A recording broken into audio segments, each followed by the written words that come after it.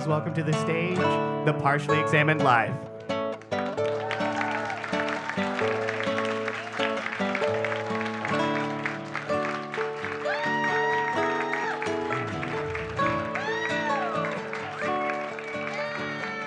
You're listening to The Partially Examined Life, a podcast by some guys who at one point set on doing philosophy for a living, but then thought better of it. Tonight we are live, all in the same room, on the same stage, at the Caveat on the island of Manhattan. We've come out tonight to enable universal happiness with our miracles, our mystery, our authority. Our question for tonight's discussion, which is episode 316, is something like, how can we reconcile ourselves to the existence of evil and suffering? Our text is The Brothers Karamazov from Fyodor Dostoevsky, published in 1880. My name is Mark Linsenmayer, loving life regardless of logic. My name is Seth Paskin, and my ideal is to go to church and offer a candle in simple-hearted faith. And this is the absolute truth. This is Wes Alwan, and I am holding out for the higher harmony. And I'm Dylan Casey, holding out an onion for anyone to grab after the show. Thank you for coming. Thank you. Yes, thank you so much. This is very nice, very nice. People. There are people. Do you know people exist? Apparently they do. Besides you, three. I usually see 4 on the screen. Yeah, but we're only sure of our own selves when the other 3 are on the screen. It's a simulacrum. Sure. We podcast, therefore we are. So, did everyone do the reading? We were going to do something shorter, like a 20-page paper, and then Seth said he wouldn't come unless we did something that was at least 1,000 pages. We got up to 800, but he came anyway out of the kindness of his heart. That's right. We are not going to assume that you have read the book or really have any familiarity with us. Who has not listened to the show ever? Oh, that's a good percentage. That's Thank awesome. you. Okay. Excellent.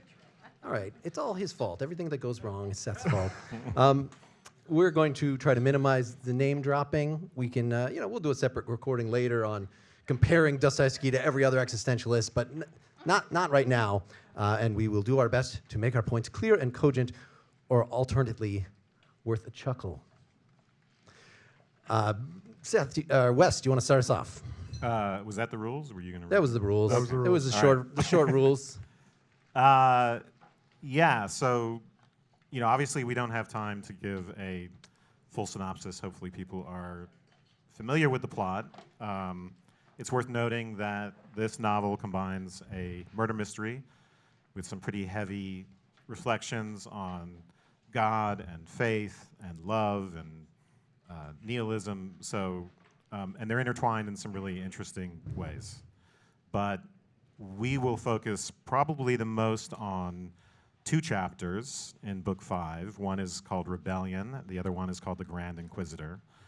And these focus on Ivan's arguments against theodicy, basically, or against attempts to justify the ways of God to men, attempts to explain how why it is that there's evil in a world that's created by a good and omnipotent God. We'll also talk about Ivan's idea that there's no such thing as morality if there is no God and no afterlife, or immortality of the soul. And then we'll touch on the ways in which the book is a response to those ideas, where the response involves something to do with faith as a form of active love in the world. And so those will be the things that we might end up focusing on, and we might just get off track immediately. You never know, but that's the intention. And you mentioned a character name. I think Seth wanted to introduce some character, or whatever you want to say. Oh, no, I didn't want to. You assigned it to me. All right, so first off, preface, for those of you who think that this is the greatest novel ever written and the greatest philosophical novel ever written, let me apologize in advance if anything I say over the next hour does not confirm your bias. But Dostoevsky is a master writer, and he's a master at creating odious characters who engage in engrossing and often repellent dialogue. Lots and lots and lots of dialogue. So here is your playbill for tonight's conversation. Fyodor Pavlovich Karamazov, who is the scion of the family, is dissolute, vindictive, petty, grotesque, lecherous, and the father of the titular brothers. He is essentially the material embodiment of sin. His eldest son, Dmitri, aka Mitka, son by his first wife, he is most like his father. That is, he is the sinner of the book, but he represents a soul who could possibly be redeemed. Spoiler? No. Okay. The second son, Ivan, the first son by his second wife, he is the honorary member of the Partially Examined Life. He's the atheist, philosopher, and skeptic. He is European, rational, modern, and he is the counterpoint to Alexei, aka Alyosha, who is the youngest legitimate son. Arguably the protagonist of the book, he is the counterpoint to his father. He is pious, beatific, kind, forgiving, compassionate. He represents not just faith versus Ivan's rationality, but also Russian Orthodox Christianity, which, as we know from the Grand Inquisitor section, is not the same thing as Christianity, or at least not Jesuit Christianity, right? And then we have two other characters that are worth mentioning for this conversation. Shmerdakov, who's the illegitimate son of Fyodor by a mute, disabled girl that he raped.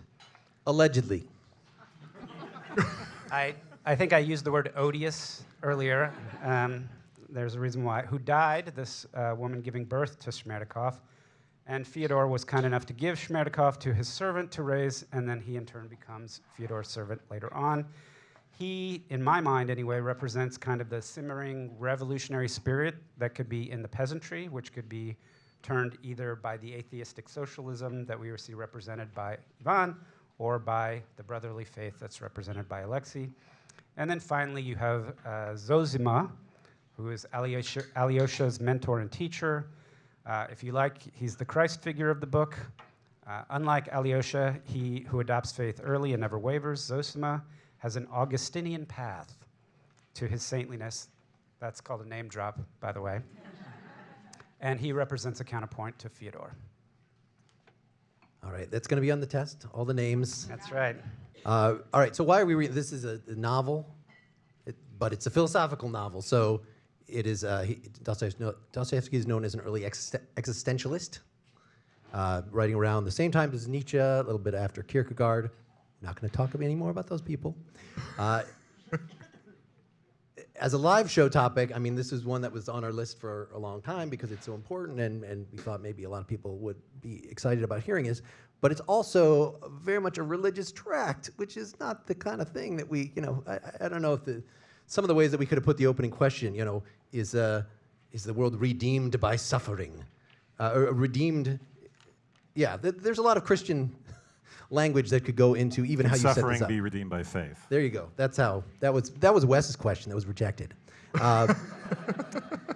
But he's not just defending traditional religion. He's doing that, yes, traditional Russian religion, but he is a religious existentialist. So he's gonna focus on how a religious attitude is a reaction that we could choose to have to the apparent absurdity of life. This whole if there is no God, anything is permitted. It's all absurd. This is kind of the social thing that he had in mind. The whole reason he wrote the book. So Ivan voices this absurdity in the argument that we're going to talk, the couple of arguments that we're going to spend most of our time on, and even though it's not Dostoevsky's view, Dostoevsky is taking one of the thing that he thinks is wrong with the kids today and putting it in the mouth of this character, but it's sort of known as being a frighteningly good argument, and maybe often just published by itself, and maybe much stronger. Even Dostoevsky was worried about this than his own responses to it. He thought it was irrefutable. Yep. Let's move on. Yeah. So as I said, as has been said, this is a really big book, and if beautiful and captivating. I'll also add that it was originally serialized, and they're part of 2 years, and that Dostoevsky got paid for every page. So I myself keep coming back when I read this book to freedom as a curse and as a manifestation of our most authentic humanity. So in the Grand Inquisitor, who's a character we just mentioned, and we'll talk more about in the story that concludes Ivan's argument, he castigates Jesus over the insufficiency of freedom to satisfy our needs, saying nothing has ever been more unsupportable for a man and a human society than freedom. Yet, as we go through the book, and in the Russian Monk, which is the following chapter, free acts, particularly acts embodied in love, are the true manifestation of our authentic selves. When we aren't loving, our acts are inauthentic, insincere, and cause us and others pain. When we are redeemed. It's also the case that all those free acts fundamentally aren't reasonable, though they are, it seems, what makes us most ourselves, which I think is a way of saying what the response is to our Grand Inquisitor. Yeah, so why don't we get started with, let's talk about the chapter on rebellion, where Ivan is going to talk a lot about the suffering of children. And his goal in that chapter is to challenge the idea that one can appeal to, quote unquote, higher harmony to justify the existence of evil in the world. And this is an idea that comes from St. Augustine. It's there in Aquinas as well. So good name drop, Seth. I'm going to do it again. And Augustine's idea is that there really isn't, from a bird's eye view or a God's eye view, there really isn't such a thing as evil. It's from our limited, or what Ivan calls a Euclidean perspective, that we think that there's evil. He says Euclidean because he's contrasting it to Lobachevskian geometry, where the rules are entirely different. So, and so, for instance, Augustine will even say, so some of the justifications get very deep, like we couldn't even have a world, we couldn't have events, there couldn't be becoming without negation. Becoming is just being plus negation, and what we call evil just is negation. So nothing could even exist without what we think of as evil.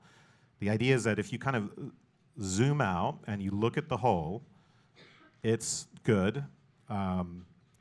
It's as good as can be, and evil, in a sense, is an illusion. And critical to that argument is this idea of freedom.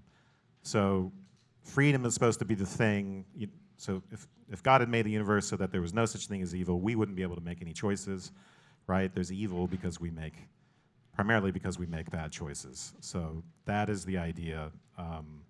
Freedom is worth it, and Ivan is going to say, actually, I have an argument against that. You can't just say that, talk about this view from nowhere with God. There's something that, even from our limited perspective, needs to be explained if we are going to justify the ways of God to human beings. Well, it's the suffering of children, right? So I mean, obviously. Well, I mean, he characterizes it as, I could come up with a whole bunch of different examples, but I'm just going to pick the easy example, right? Children are clearly innocent. They're the most innocent. They are not. In fact, he characterizes they haven't fallen. Okay, so because they're innocent, the fact that they suffer is both an abomination, but also a refutation of this.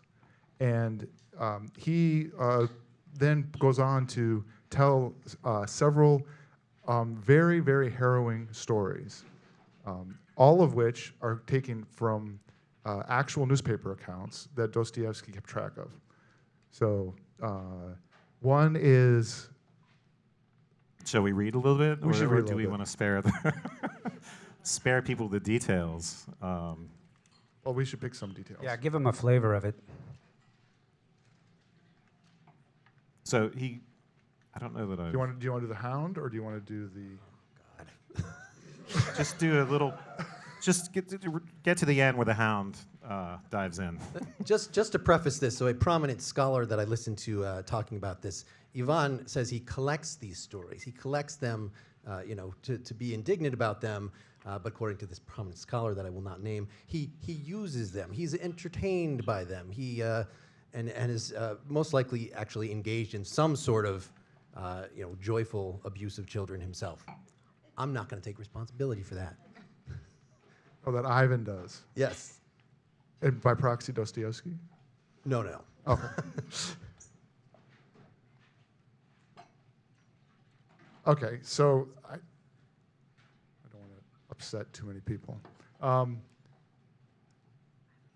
right, we'll just give him a flavor here. All right, so he's talking about, I met a Bulgarian lately in Moscow who told me about crimes committed by the Turks.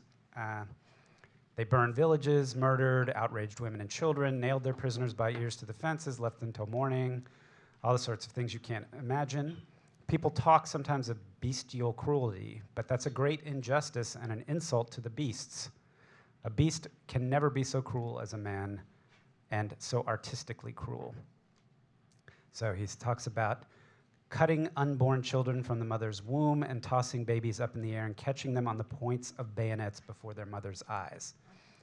This, Ivan takes as proof, as something that, I guess, proof that this kind of suffering is irredeemable. There's no justification in faith or otherwise for these kinds of acts. Yeah, and the last example that's used is a boy who steals, right, from a general, and the general is enraged, and he has the boy stripped naked and then hunted down by his dogs, and in front of his mother. So he drags the mother out and has him hunted down and eaten alive by the dogs.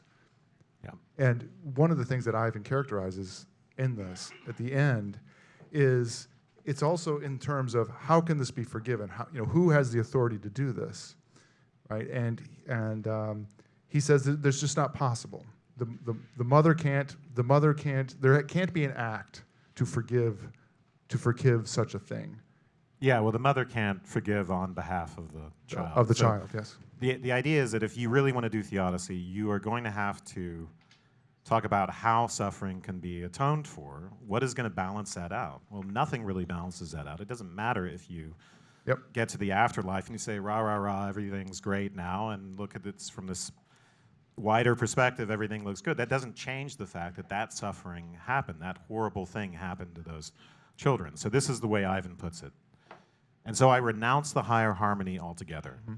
It is not worth the tears of that one tortured child that beat itself on the breast with its little fist and prayed in its stinking outhouse, it's another story, with its unexpiated tears to dear kind God. It's not worth it, because those tears are unatoned for.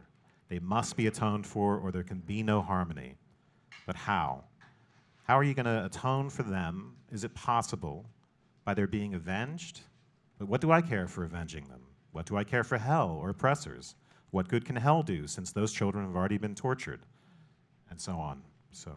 Yeah, and at the end, so Alyosha, this is all in a conversation with his brother, and his brother's been listening to him, and he's captivated, but his soul is hurting. And Alyosha, in terms of characterizing this, Ivan says, if this is the cost of going to heaven, I'm going to return my ticket. I will not take that ticket. He says, I most respectfully return to God that ticket. And Alyosha says, well, that's rebellion. He says, rebellion, I wouldn't want such a word from you. One can hardly live in rebellion, and I want to live.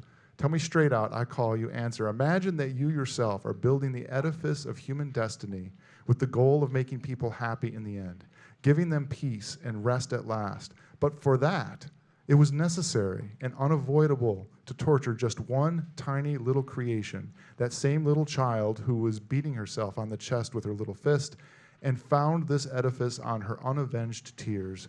Would you agree to be the architect under such a condition? Tell me, and don't lie. And Alyosha, the most pious one, says, no, I wouldn't agree.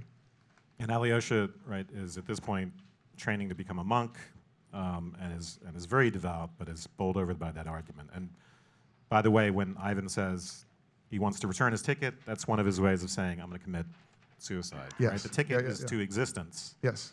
And Ivan says, no, thank you. Yeah. It's not worth it. Yeah. So this is actually an interesting question, right? Is why doesn't he, right? Because this goes to his spiritedness. Like, why Ivan says he's going to die when he's 30, right? But he's 24, right? And he's insisting that I can't help it. I can't help wanting to live. I love the blue sky, the sticky leaves, right? That's your opening, right? Or was, yeah. So.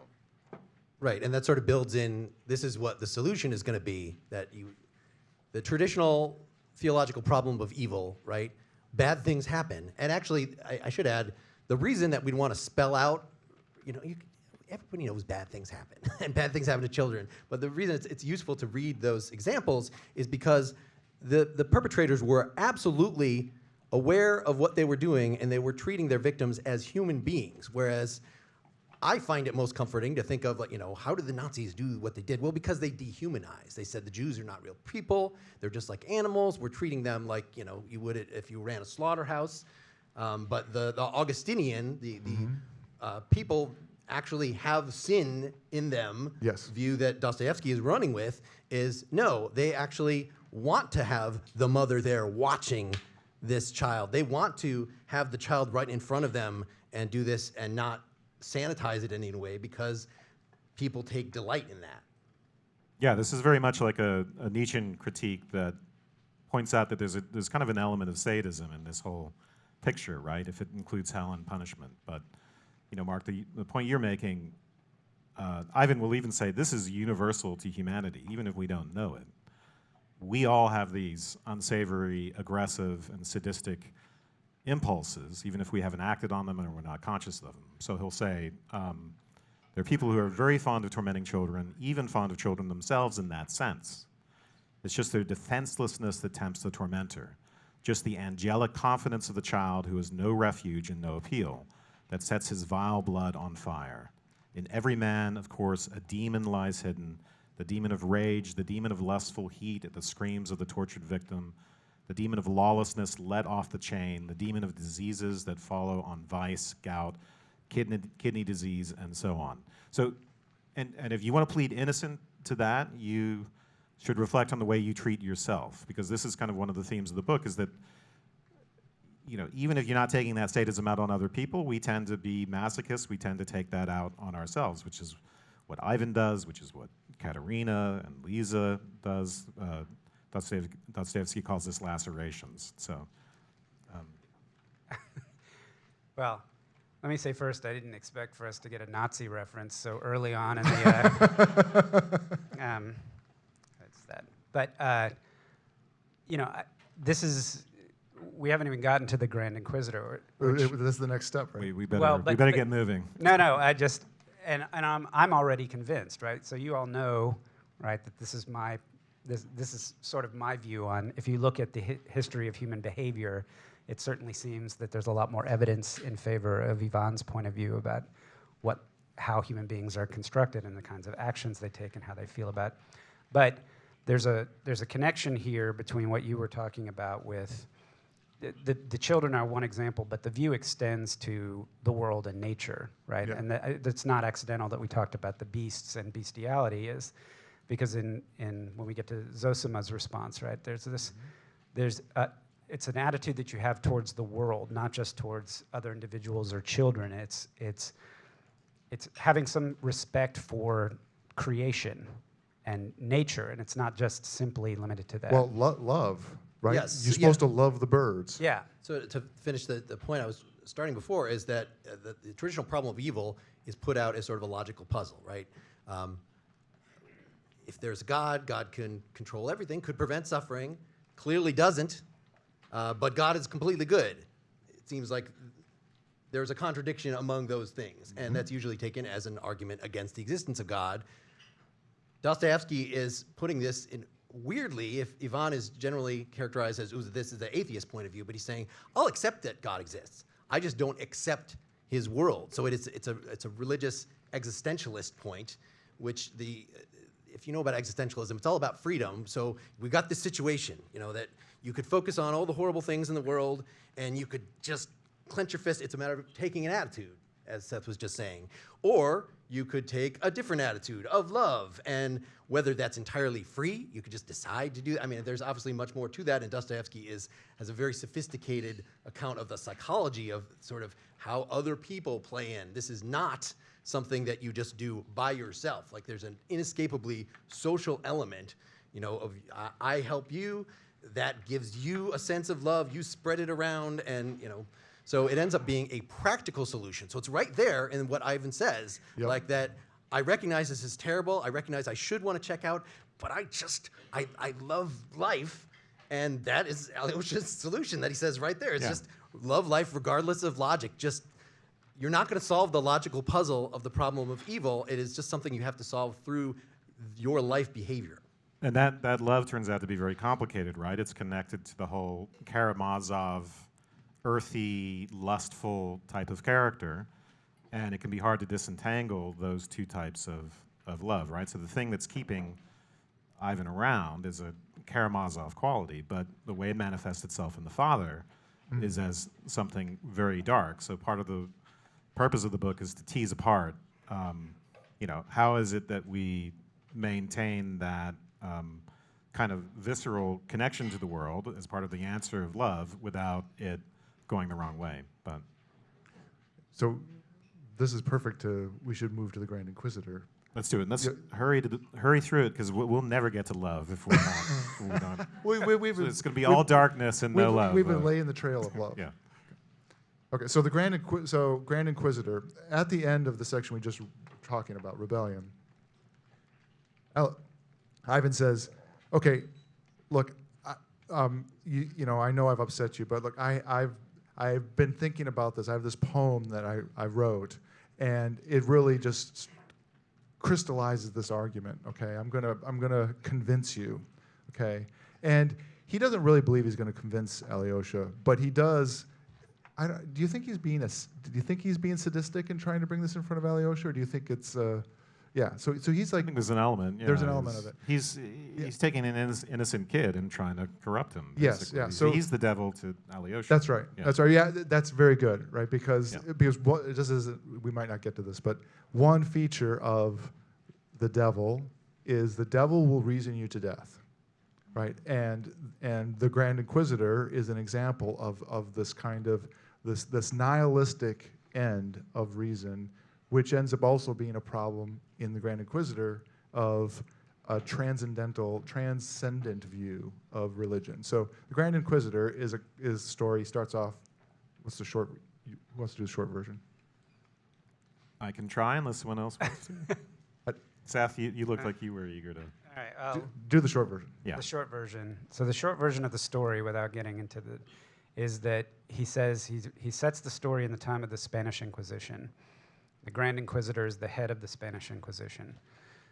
And Christ actually comes back to earth and is walking the streets of Seville. And is performing miracles, and people are going crazy.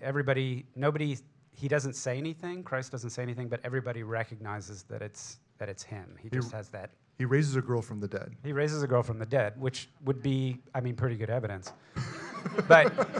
But even before that, everybody just in seeing Christ, who he is, knows that it's him. So the Grand Inquisitor just happens to come by in a coach, sees Christ, knows that it's him, immediately has him arrested and taken to jail. And then the story is essentially him, the Grand Inquisitor, telling a monologue to Christ about how the freedom that he brought to earth needs to be rectified, is damaging and hurtful, and needs to be redeemed, and that the Grand Inquisitor himself is redeeming the work of Christ by taking away freedom from most people. Right. So what he means by that is that the Catholic Church, by basically turning itself into the state, right, becoming a enormous political power, and by controlling people, is basically doing the work of turning stones into bread. So the idea is that the argument is basically for socialism. This is something that also preoccupied Dostoevsky. But the idea is that Christ had the chance to feed people and to kind of create a paradise on earth. And bread is not just feeding, but it's it's really representative of any solution to suffering. And Christ didn't do that. So the three temptations that Christ was subject to were, the devil came to Christ in the desert, said, turn stones into bread. Christ refused and said, throw yourself from the temple and let the angels lift you up before you hit the ground. That'll be a miracle that proves you are who you say you are. And then the third one is he showed Christ the kingdoms of the earth and said this could all be yours. You could have the power. So, and this, according to the Grand Inquisitor, is it's really all of it is about this idea that Christ could have fixed everything in the beginning, even if it meant robbing them of freedom. It doesn't seem, on the face of it, like a response to what's come before, because what's come before is Alyosha has responded to Ivan's stories about children with, well, there's this figure Christ. He can atone. He can forgive anyone. And then the Grand Inquisitor is supposed to be a response to that. The sense in which it's a response is the sense in which he's saying, he's trying to disabuse us of the idea that freedom is a good reason to allow suffering in the world, because freedom is not something that human beings are even capable of properly exercising. So, Yes, we all run from freedom as fast as we possibly can, and only the effect, according to the Inquisitor, of Jesus' teachings is that only the elect can face the evil in the world and continue to have faith. That everybody else will become atheists. They will flock to someone who tells them, "We have the answers." We're giving accounts of miracles, things that you don't have to have faith. You can just believe because we have spelled out these very, very clear things that you can just fall into line with other people, right? And it's not even just having the security and surety of somebody giving you the answers, but the need to believe what other people believe, he says. So this is what supposedly the Catholic Church, as represented by the Inquisitor, provides to people, and that stands in direct opposition to a different take on Christianity, which we could debate whether it in fact is Dostoevsky's or not, but is represented by Jesus in this, again, not a dialogue.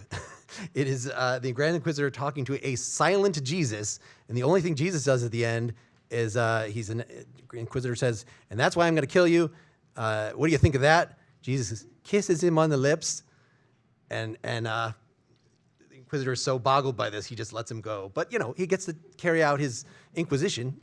Jesus removes himself from the scene. well, he starts by saying he's going to have Jesus burned, right? Yep. On the Defay, and then he does relent at the end. So, but should we give him a little bit of a flavor of this, because it's really almost apocalyptic the way.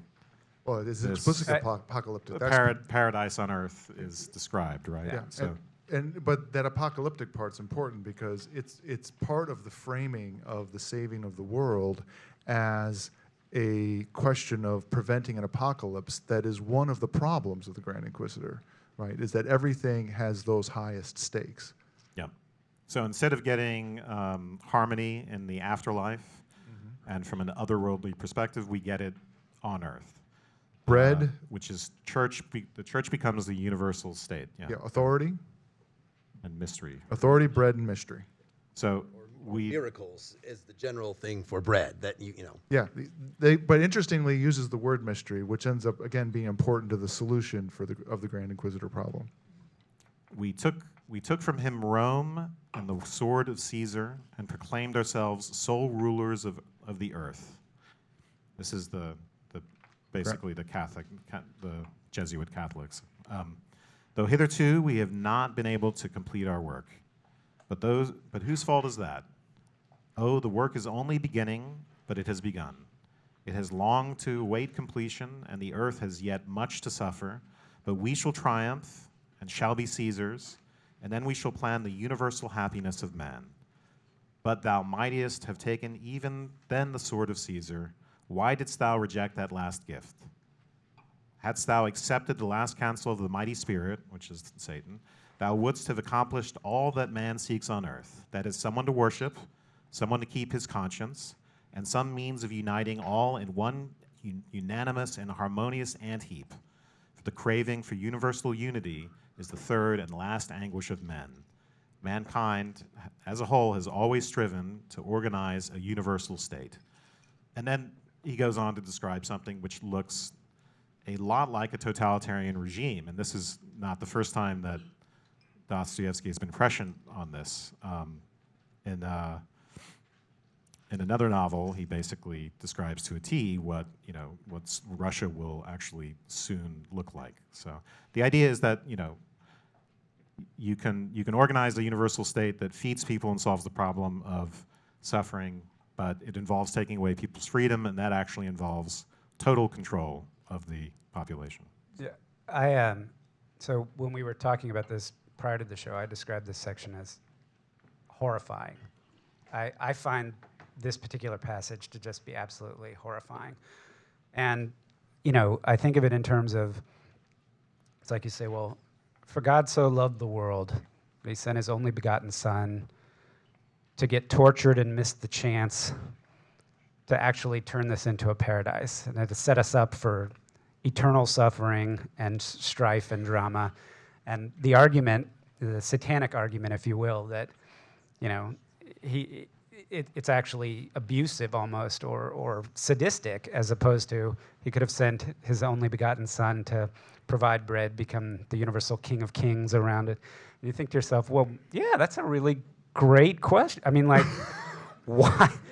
I mean, I don't want to say it's like a knockdown, close the door shut argument, but it's so powerful that it literally physically makes me ill to think about. Yeah, well, I was just going to say, Dostoevsky, I don't know if he felt ill about it, but he wrote in his notes and to letters that for these two sections, he considered these two books, Pro and Contra, which is where this section is, and the follow-on called The Russian Monk, the absolute core of the book. The Russian Monk is the section we'll talk about next, I guess, that is a response. He understood this as being the best possible argument that you could make, and that it was airtight in terms of the reasoned way in which you would be an atheist. And he was worried, deeply worried, that the response was not going to be satisfactory. Shall we start? Well, just one more. So you might think, well, how does this prove atheism? I mean, the Grand Inquisitor is not an atheist, but at least the way that Dostoevsky saw it is that if you're trying to engineer a paradise on Earth, whether it's through this caricature of the Roman Catholic Church that is trying to expand itself into a Christian socialist utopia, or the more common, some of the characters in the book voice these more common revolutionary, the thing that would end up happening in Russia that was explicitly an atheist movement, from a letter that he wrote. If you give people beauty and bread at the same time, then you would deprive man of work, individuality, self-sacrifice, and the sacrifice of one's good for one's neighbor. In short, all life, the ideal of life, would be taken away. Yeah, I think this is going to be central to the response, right? Which is that suffering is not as bad as Ivan thinks it is. It's not as much of a standard as Ivan thinks it is. It's necessary in a way. So this is kind of a different sort of theodicy where suffering it's not necessary, it's not the trade-off for freedom, right? Freedom isn't the big prize that we get for doing so much suffering. It's love.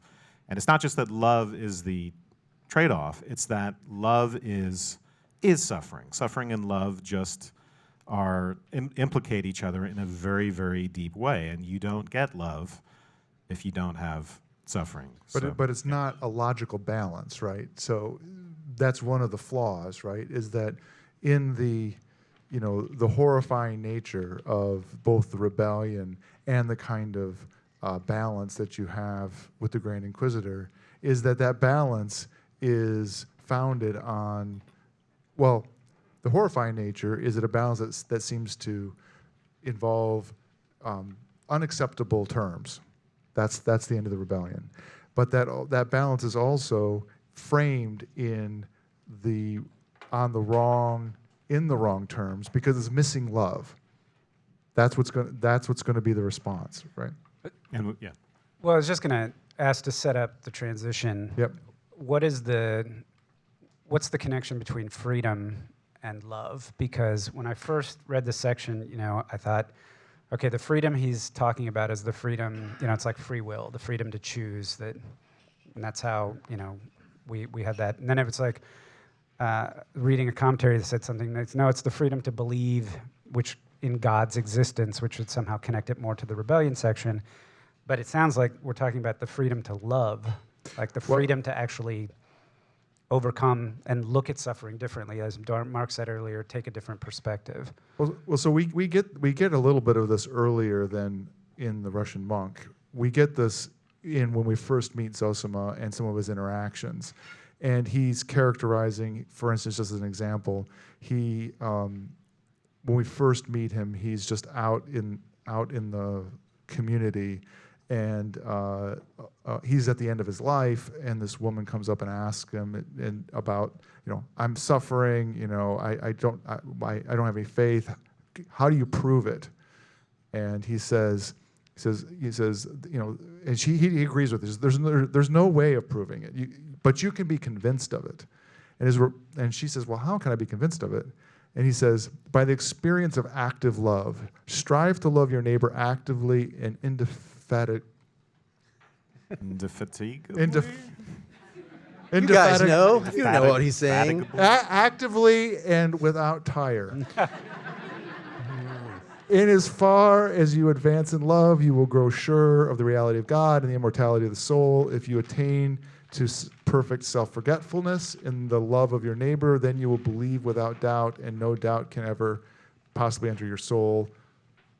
This has been tried. This is certain. Now, it's not exactly a response to the question of how freedom is involved, Seth, but it's the beginning of that. And then in the Russian Monk, when we have the text of Zosima's history from Alyosha, it is one after another the coming of that.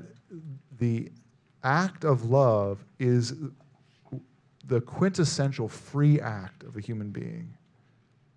Well, sorry. And it doesn't really. He doesn't really address, I think, the connection between love and belief. That, if you engage in this love, inevitably you're going to buy into this theology. And he, explicitly states a few times that he just doesn't think it's possible. One of the characters, these secular characters, Rakitin, who's presented as small-minded, and he said, of course, even atheists can come up with morality. Of course, they can be nice to each other. But Dostoevsky's just nope. Yeah. But the nature of belief has changed, right? So this is not transcendental theodicy anymore. It's immanent theodicy, and faith is not about a proof of God, and it's not even about anything fancy theological theory. It's an experience. It's not universal. And also it's an act, and I think this is why freedom is important. Faith becomes an action, and you gain it by repeating that action and by habituating yourself. But the faith isn't the action, right? It's not like you repeat the act of faith. It is embodied in repeated acts of love, from loving nature to acts of loving kindness to other people. But I'm emphasizing action because it's not just a feeling. So that's what I mean. It's an act of active. That phrase, active love, happens from the very beginning, and that's the way Zosima characterizes it over and over again. Right. It's actually doing certain things for people, even though you actually do hate them. So. What happens right at this is he's talking to Madame Kalakova in this section, Yes. an important character in her own right. But this is where we first meet her, and she says, "Look, I do want to love people and I want to help them, but first of all, I want gratitude, and I'm going to be afraid if I don't get the gratitude, then I'm going to be not happy, and also I really hate people the closer I am to them in proximity. So this is the way she puts it. You know, as soon as anyone is near me, his personality disturbs me, my self-complacency, and restricts my freedom. In 24 hours, I begin to hate the best of men. One because he's too long over his dinner, another because he has a cold and keeps on blowing his nose. I become hostile to people the moment they come close to me, but it has always happened that the more I detest men individually, the more ardent becomes my love for humanity. This is a huge clue, because this is the way Ivan actually starts his rebellion section, is by saying, we can't really love people up close because they're annoying. Someone has a stupid face. Children are not. Children are very cute, so let me stick with them, and we'll use that as our litmus test. So what is Zosima's response to this? Well, he says he will start talking about falsehood and truth. And just to sum it up, the gist of what he says to her is, yeah, we all hate people, but at least you know that, right? You can admit that to yourself. You're not just acting on it.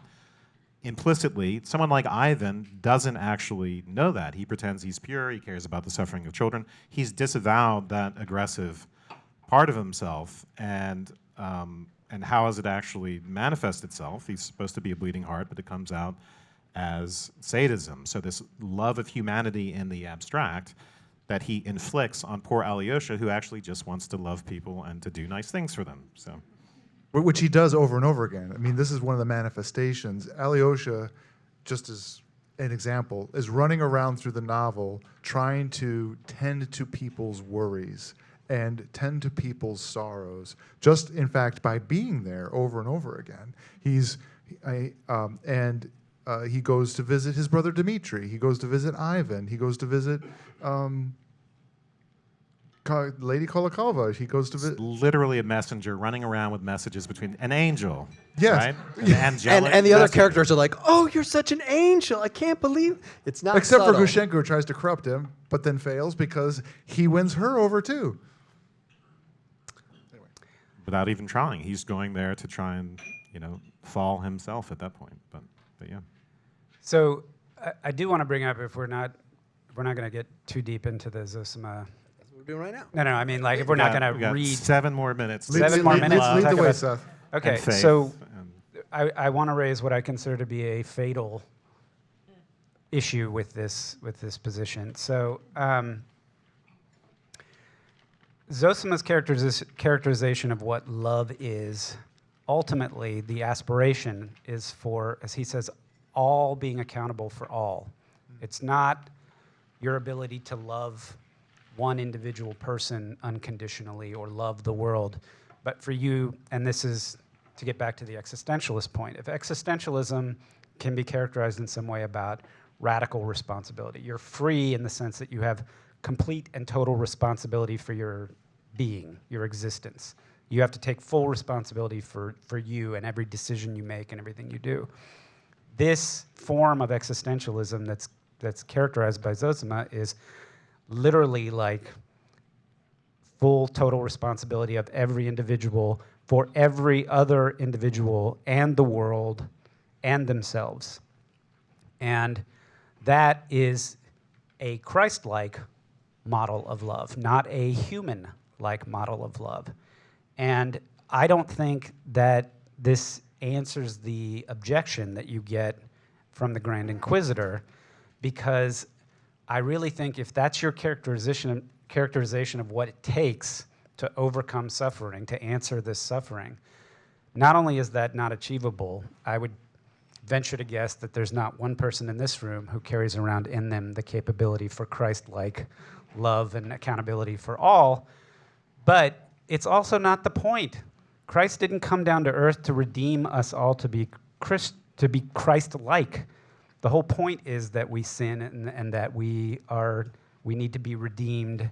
And the idea that your model of love or your model of behavior is Christ is exactly the failing. And Zosima's tying this to, he's talking about these humble monks in the monasteries, this ascetic kind of ideal of Christ-like behavior.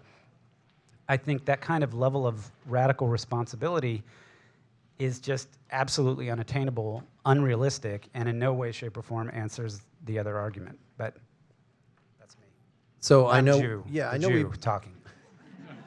we've been stressing the radical choice, and yes, all this stuff about responsibility is in there and is a very puzzling thing.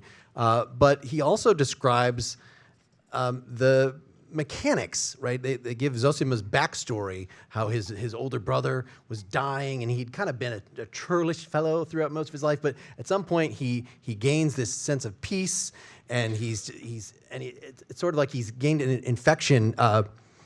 He's even begging forgiveness. You know, he's said, I'm one with everything because I'm taking responsibility for everything. I'm accepting this on myself. He begs forgiveness of the birds. It says, it may be senseless to beg forgiveness of the birds, but birds would be happier at your side, a little happier anyway, and children and all animals, if you were nobler than you are now. It's all like an ocean, I tell you. Then you would pray to the birds too, consumed by an all-embracing love, in a sort of transport, and pray that they too will forgive your sin. Treasure this ecstasy, however senseless it may seem to men. So he infects Zosima. Zosima is infecting Alyosha. Alyosha's going around and infecting all these other characters. That it's again, the social aspect, which makes it sound, it's not just you and Grace or something like this. It is the things that we do to other people that enable them. So I don't know that anybody like in any Ivan with situation. Smerdikov, right? That's the big example, right? So the meaning of responsibility has changed, and Ivan doesn't physically kill the father, Fyodor, but it's his ideas influencing Smerdikov that do that. There's another example where Zosima talks about you ought to be careful about the way you act, the way you behave, but also just even what you project emotionally in front of children, because they might see that and be influenced. So this is about influence, and Alyosha really lives this out in the novel with children, and he gives a big speech at the end. We could read it or not, but at Ilyusha's funeral. Yeah, the eulogy, yeah. Yeah. Well, I wanted to just comment on Seth's. So I think that is a real tension, because I think you're pointing to the language of universalism that's in Zosima's argument, that almost everywhere else, the argument seems to be pushing against that universalism. That universalism is a kind of fatal flaw, both of reason in terms of overarching and that turns to nihilism, and the Grand Inquisitor's argument is a universalism that falls apart. It ends up being, they become like twin arguments that fatally don't recognize genuine mystery, and I find that piece that you referred to is puzzlingly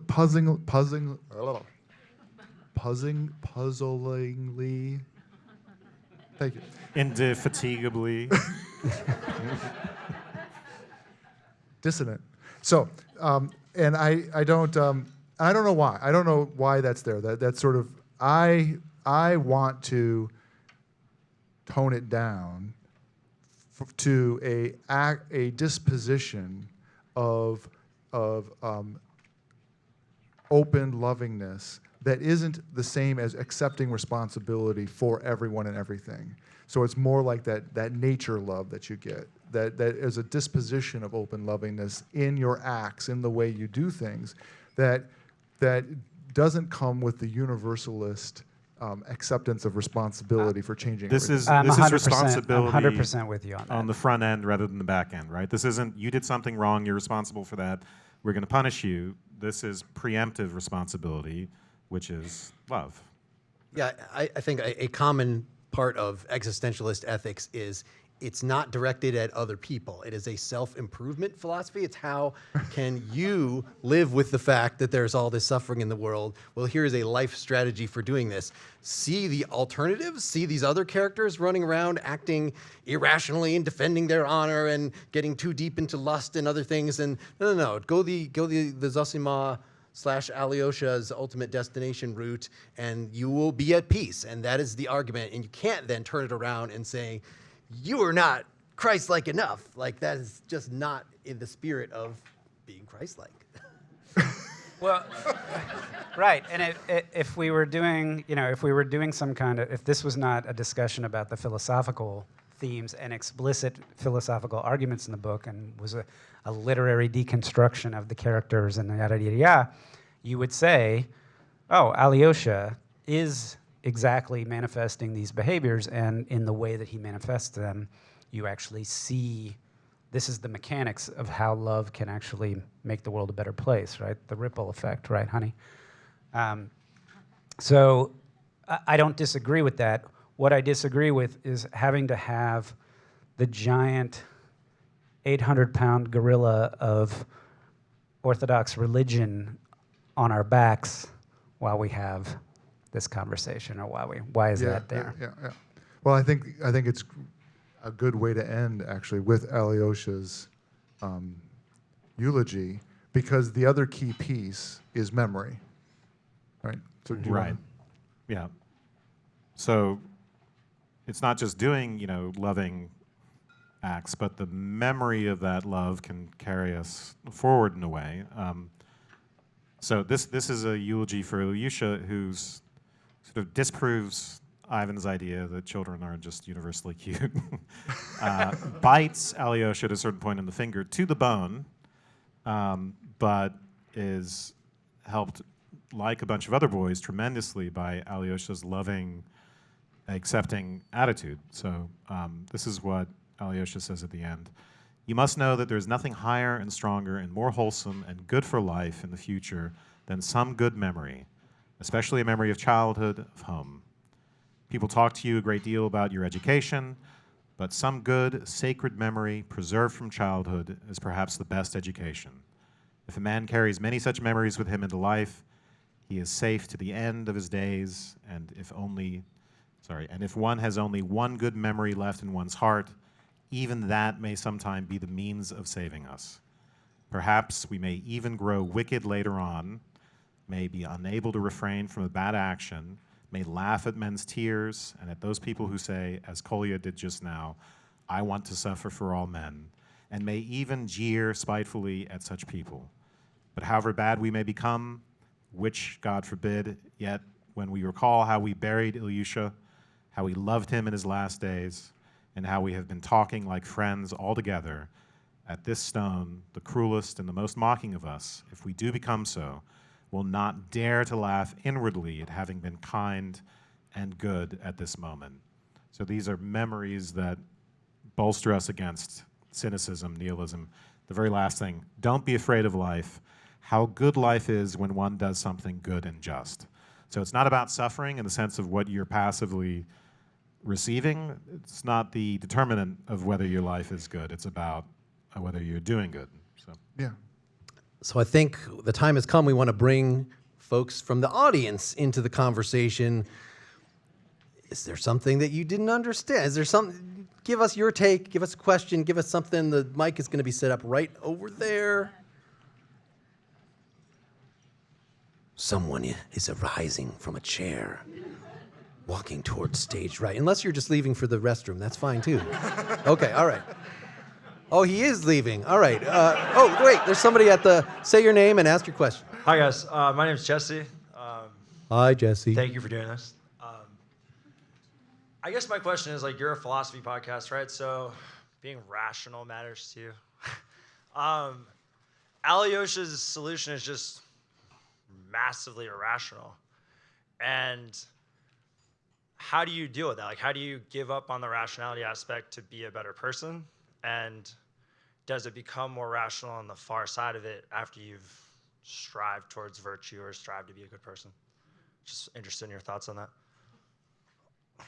I mean, it's instrumentally rational, right? It's look what is the smartest way to go about your life? Well, look what a mess these other people make. I guess rationally, this is the best way. But no, it does not actually, as you say, solve the rational problem of evil. It does, to me, it's just sort of just distracting from it. Just don't think of things that way. You don't have to think of things like that. So it is in some ways just a denial of the importance. I don't know. Do you guys have anything? Or maybe what's irrational? Yeah, tell us what's irrational. So I guess I study philosophy. I'm a little bit of a Platonist, but like Plato has the idea of a noble lie, right? So Plato introduces this untruth into the foundation of philosophy. Alyosha basically says you should live in untruth if you want to live a good life, because you, not untruth per se, but you act out in this way that if you tried to rationalize it to yourself, like Ivan does, it doesn't really make sense, right? So how do we deal with the untrue nature of some of our actions, or the fact that we can't justify them to ourselves? I guess. So I don't think Alyosha would frame it that way. He wouldn't say that I'm telling myself a lie. In fact, he would frame it as these acts of love are mysterious, but I'm convinced of them because they come from inside me, and they come from inside those acts on the world. And so there is something inherently mysterious that ends up being preserved. So that part's unavoidable. That part that I'm interpreting is what you mean by how do you deal with the irrationality. There's going to be that piece where you say, well, there's something that is left over in the rational account, the reasonable account, that involves acts that have some mystery to them.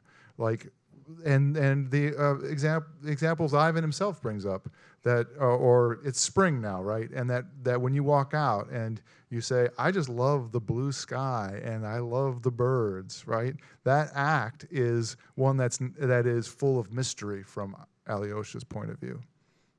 And that the act is the extra thing is the cultivation of that kind of activity in your being with respect to the rest of the world. That's the antidote and the cultivation of sort of living with that mystery and accepting it as convincing, you know. We have the next question. Please come to the mic. I'm curious about the idea that you brought up of that active love is this Christ-like love that's unattainable in just human nature, right? That people can't truly be Christ-like. And I'm wondering what you think about kind of the idea of striving towards an unattainable ideal, which seems like where you end up with that. Because I think that's very central to existentialism, is like, you will never be like a good person in some absolute way, but you should try anyway. I think we may, I don't know if we might have given the wrong impression, but I think the idea is that it's precisely not Christ-like, impossible love. It's just very small acts of kindness and decency, and this is something I think Dostoevsky explicitly thought about, right? This is the theory that it's not this enormous, in the same way that you're not going to appeal to some fancy theology. It's also not. It's not asceticism, right? So Father Farapont in the novel is kind of a foil. People who are just straight out mystics and making these enormous demands on themselves and others. That's not the way it's going to be. It's going to be smaller demands for decency, even if you actually do, right, hate people with stupid faces, right? So you're aware of that. You don't act on that. You go to a therapist. You talk about it. Blah blah blah. So I think that's the idea. Am I wrong about that? Or? Well, yeah. One of the letters in this Norton Critical Edition that we had, that Dostoevsky had written is parenting advice, and he says, parenting is actually pretty easy. Just, you're going to make mistakes, but if you be a generally good example, perform some good actions, right, and then your kids are going to grow up and they're going to remember you for those things. They're going to so he's not demanding perfection. I think what Seth was specifically referring to is I take all responsibility for everyone. I don't understand that at all. But when you see how this actually plays out in behavior, again, I feel like that the behavior then puts you in a mode that Dostoevsky thinks that you're just going to immediately assent to the theology, I think maybe this I'm responsible for everyone is part of this extended theology, and I don't see why you have to make that additional leap. I think you could just take this in a secular way and say, yeah, how do we reconcile ourselves to suffering in the world? Well, one little good deed at a time. To to address the question you actually asked, I think you're pointing towards the idea of using an unattainable ideal as a guide or as a motivation, perhaps, for trying to act. And I think that's perfectly acceptable. There's a saying in Judaism that you can never perfect the world, but you're not permitted to cease from trying to do so, right? And so I think that's fine. I think what I was raising around the issue of using Christ as a model is it's not just an unattainable idea, but that trying to attain or even using that as a model can lead to enormously destructive behaviors, both in the way you treat yourself and potentially the way you treat others. I feel the same way about many, many other ideas, if you will. Yeah, some of these things like Ivan's hypermoralism, like he can't forgive himself. Like that is part of, even if you have this unattainable ideal, you don't use it as a thing to whip yourself every time you stray from it. Like that's part of the ideal, is being good to yourself. Yeah. That's small acts of kindness towards yourself. Next up. Yeah, I think my question is, does Dostoevsky establish that God is a necessary precondition for loving? Can the atheist not also adopt such an attitude? I think he kind of strawmans the atheist perspective on caring about other people, and just what your thoughts on that are. We have a Rakitin advocate in the audience. So Rakitin makes precisely this argument. We don't need God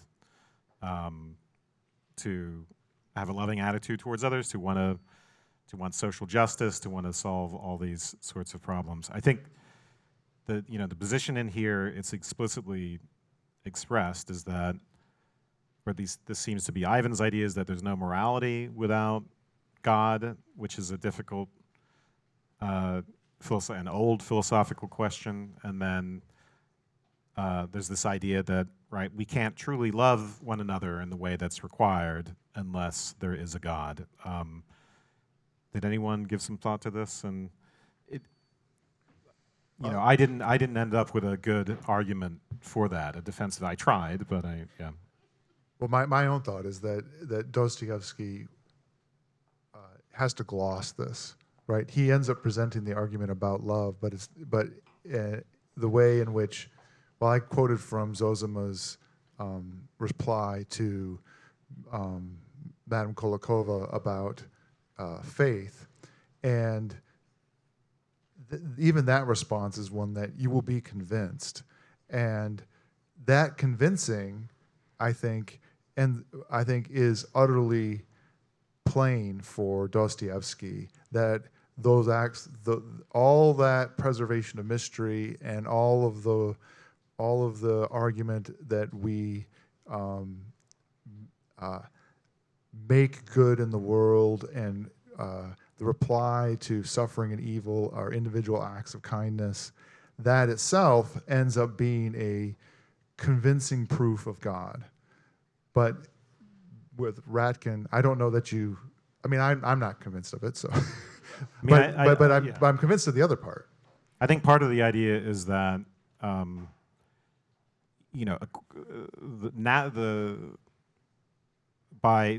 we tend to be egotistical and selfish just naturally, right? And we need some kind of counterbalance to that. And I think the idea is that has to involve at least a belief in the immortality of the soul. So I think the larger idea is that for us to love one another, there has to be this larger framework in which we are not just animals, we are more than that, we are spirits, so that there's someone to actually love in the requisite way, a way that someone with a soul would be loved, as opposed to just an embodied animal. But not that that's entirely convincing, but yeah. No, he doesn't. That's because it's not true. It's one of the puzzles of Dostoevsky of why he seems to not want to debate these theological points that he says. Maybe this is in a letter that, belief in God and belief in immortality, it amounts to the same thing. Like, those seem very different. There are whole theologies that have one and not the other. But yet, so, to give a generous reading of this, I think maybe what, you could give sort of a multicultural, pluralistic reading that whatever religious tradition you're in, let's say that if you have the requisite good feelings, you're going, maybe it's a New Age religious tradition, maybe it's something very non-traditional, but you're going to have something that, I want to say, points at the transcendent, but that's not right because it's not, it's part of it's the ocean of love again. And there's just a way, we have to articulate that somehow.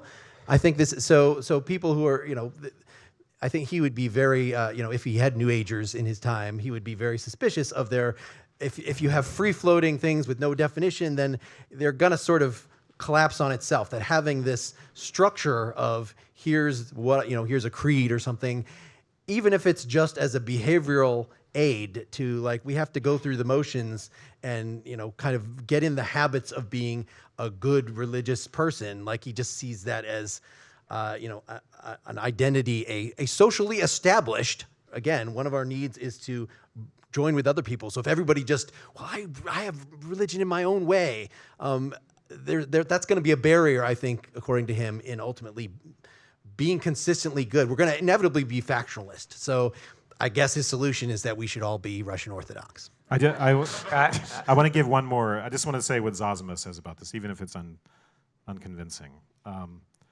He says it's a spiritual, psychological process. He's talking about brotherly love. To transform the world, to recreate it afresh, men must turn into another path psychologically. Until you have become really, in actual fact, a brother to everyone, brotherhood will not come to pass. No sort of scientific teaching, no kind of common interest will ever teach men to share property and privileges with equal consideration for all. Everyone will think his share too small, and they will be always envying, complaining, and attacking one another. You ask when it will come to pass, it will come to pass, it will come to pass, brotherly love. But first we have to go through the period of isolation. So anyway, convincing or not, that's the idea. Yeah. Anybody who's interested, in my opinion, about transcendent ideas and whether they're necessary or not for moral action, can find me at the bar afterwards. But, and you can guess what my opinion is. But the issue with that is that the notion of brotherly love is tied to heaven here on earth. That's also rolled up in that same narrative. So it's not brotherly love like, it's literally land of milk and honey.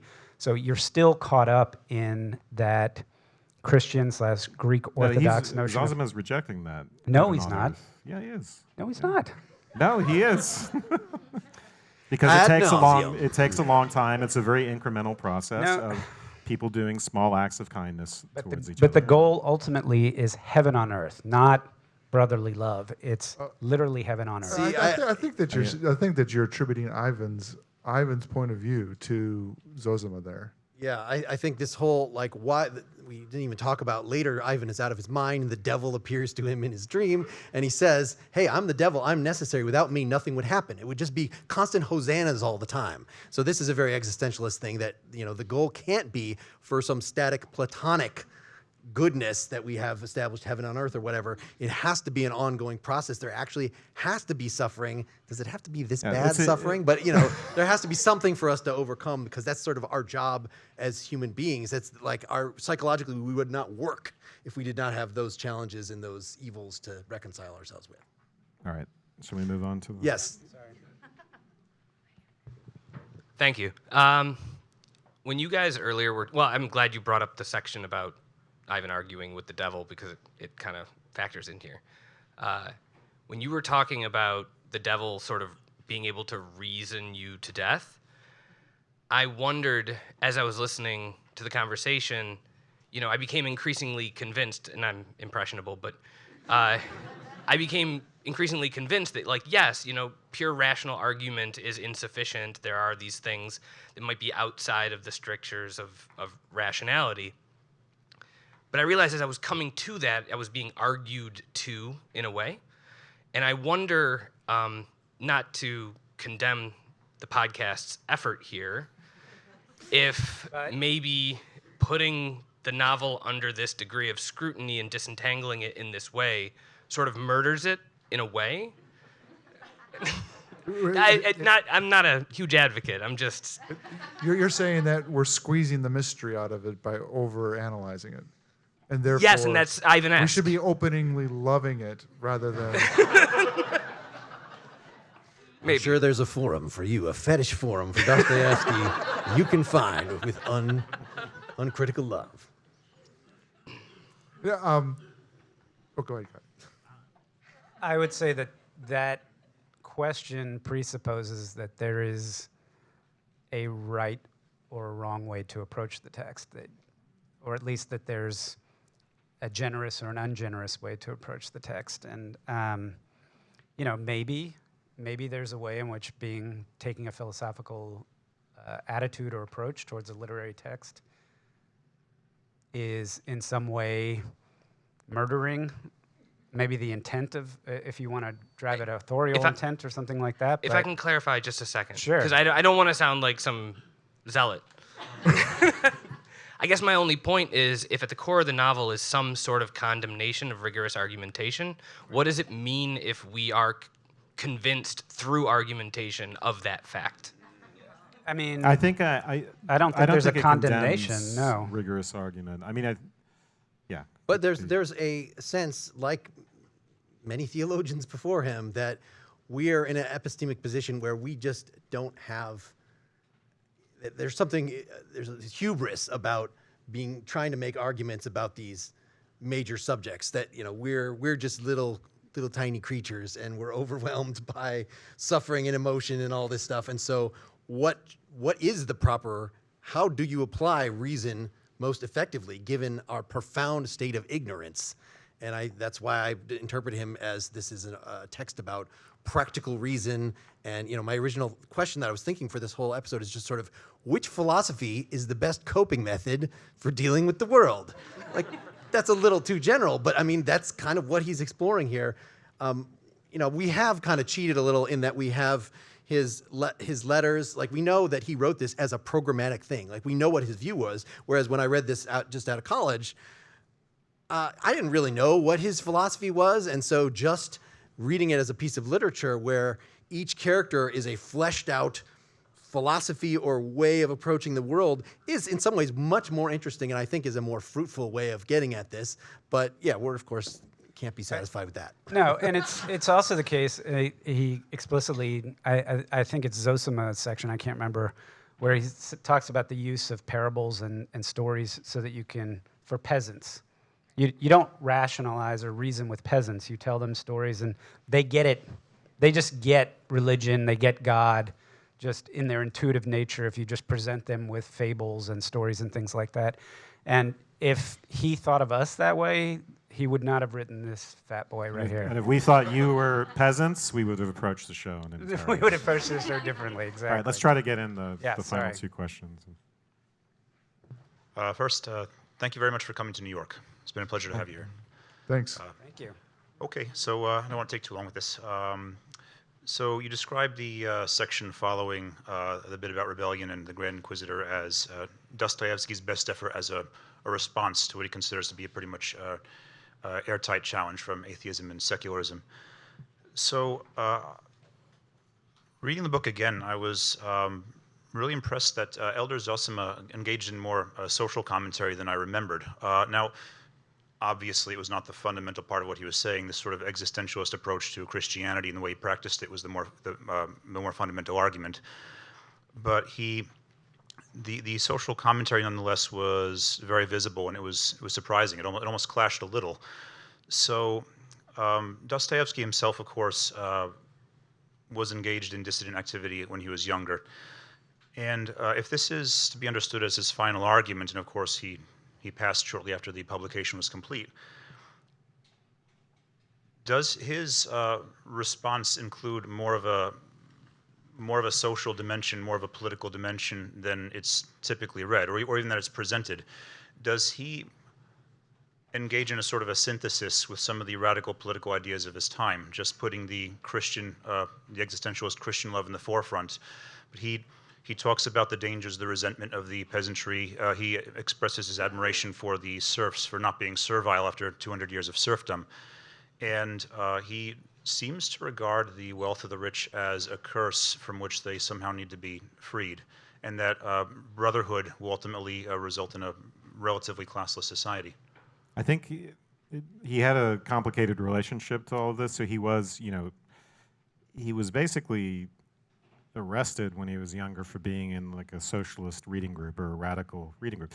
But even at the time, he took issues with those ideas, but he was engaged with them, right? So he could show up and argue about those ideas. And ironically, he, almost got executed for that and then spent 5 years in a gulag.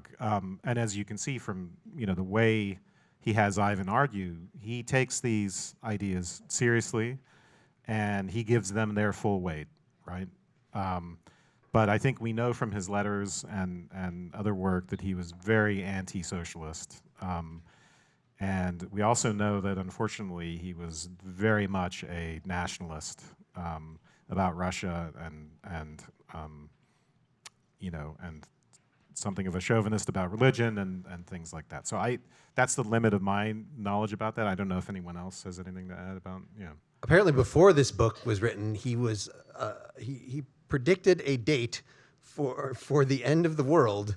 That he thought, that it was the apocalypse and everything becoming a universal brotherhood was imminent, and it's just after that passed, then we get this more developed view, which, Alyosha starts off as wanting everything just to become suddenly a universal brotherhood, and by the end, under Zosima's influence, comes more of a step-by-step, not extreme. Should we try to fit in this one last Monica. question? And Well, I'm not so sure it's a question, is maybe an observation or something. I was just thinking early on when we were talking about the concept of God and good and evil and why is there suffering. And I was thinking, well, God doesn't really intervene in human history, most likely, right? So then we have that incarnate of Jesus, right? And Jesus does the whole suffering, but we forget that there was a resurrection, right? So in this kind of idea of Jesus and the whole God thing, not intervening and then suddenly intervening, is this idea of resurrection after suffering, do you see this in this whole novel? Do you see that apparent anywhere? I mean, he tries to naturalize or existentialize all these, is there literal resurrection? I mean, he Not literal, like one quite, of the things that is pointed out as miracles, right? People need miracles, but the kind of miracles they need is not the loaves and fishes thing. It is the that you were faced with temptation and you made the right choice. Isn't that a miracle? That your freedom it's itself the miracle. Right. Yeah, the freedom Zosima thing. describes hell as not being able to love, right? Sorry, did you want to add to that? I was just going to say that with the incarnation does come that idea of freedom. And so that's therefore how we know there is such a thing, right? That's freedom. And with this freedom comes the choice of good and evil. And then therefore, if we choose evil, what happens? You know what I mean?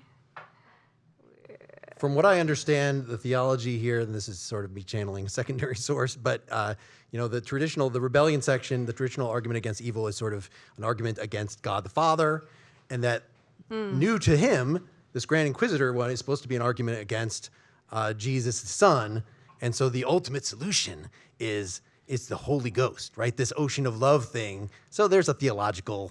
I don't really understand. I'm not stupid as But you know what nothing rough or orthodox. But yeah, I was just trying to figure out the whole resurrection thing. You know what I mean? Is there a redemption? Is there a? I think that's a good thing to talk about over drinks. We got to get off the stage right at 8:30. I want to say we are gonna go. Right, we have to be off. We'll be right around now, right? here for another half hour. No. No, a half 5 hour. minutes here, and then we have to. Is that right? Okay. Then we'll head out to the Magician. I have no idea how many of you will want to do that. Whether this bar will fit us. It's going to probably be a busy night, but we'll see what happens. So that's where we'll be heading But we have like 5 minutes to schmooze and chat before we do that. So. I have a few books for sale I really don't want to take home with me on the plane. Thanks to the caveat. Thanks to all of you for coming. Thank you so much. I want you to remember how good it was once here when we were all together, united by a good and kind feeling which made us perhaps better than we are. Yes.